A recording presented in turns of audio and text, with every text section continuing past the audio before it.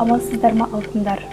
Адамдардың ең үлкен қатесі ол өз жүрегін тыңдамауы, өзінің жолын іздеуге ерініп, өзгенің дайын жолымен жүруі, және де өзге адамды толығымен копировать етуі, сол сияқты болуға ұмтылуы.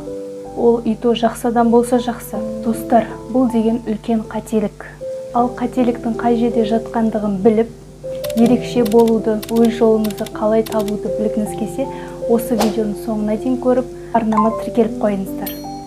Ал біз бастаймыз. Қысқадан нұсқа әрі сіздер мен біздерге толықтай түсінікті болу үшін мен бір-екі мысал келтіріп өтемін.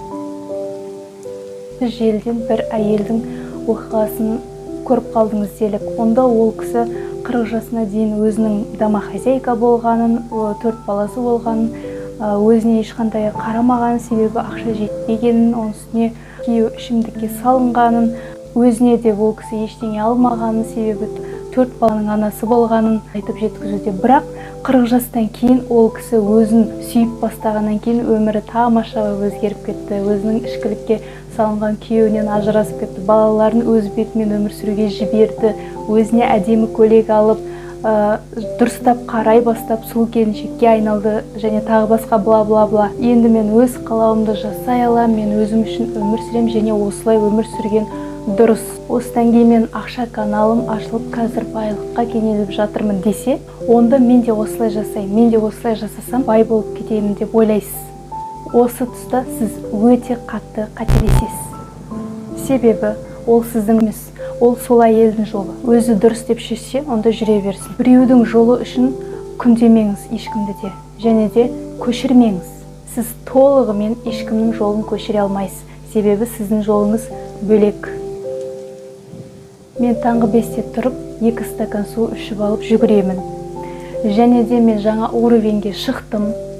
Содан кейін менің байлық каналым ашылды. Мен өзімді таптым. Қазір менде бәрі бар. Бұл басқа адамның жолы. Білесіздер ме, неге мотивация видеоның барлығын өтірік, орындалмайды дейтіндеріңізді? Ол әрине толығымен сізде орындалмайды, себебі ол басқа адамның жолы, сізге емес. Сіз әр мотивациядан өзіңізге жақын деген 1-2 әдісін алып жасасаңыздар болады. Бірақ барлығын емес. Сіз өзіңіздің жолыңызбен жүріп, өзіңіздің жолыңызды табуыңыз керек. Әрбір адамның жолы ғана бөлек емес, сонымен қатар тәрбиесі, оның алған білімі, ұлты, елі, жері, мекен-жайы, тілі, діні, жағдайы бөлек. Біз әртүрліміз. Сондықтан жолымыз да әртүрлі. Өз жолыңызды шатаспай, шалыспаспай табуларыңызға тілектеспін. Келесі эфирде өзіңізге деген сенімділікті арттыру, яғни самооценка жайлы ауқымды тақырыпты қозғаймыз. Тезірек шықсын десеңіздер, арнама тіркеліп, осы видеоның астына пікір қалдырып, үліп басыңыздар. Сіздермен болған Алтынай аман. Аман болыңыздар, алтындар.